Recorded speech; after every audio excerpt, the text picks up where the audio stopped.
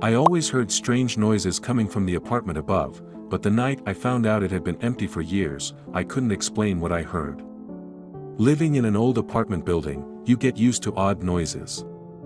But the sounds from the apartment above mine were different: heavy footsteps late at night, furniture dragging across the floor, and sometimes, a faint, eerie melody, as if someone was playing an old piano.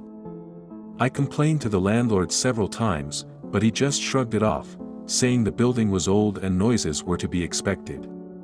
One evening, the sounds were so loud that I decided to confront the neighbor myself. I marched upstairs, ready to give them a piece of my mind.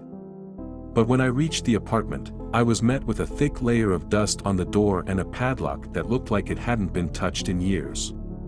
Confused, I went back to the landlord and demanded an explanation. His face turned pale as he told me that the apartment had been empty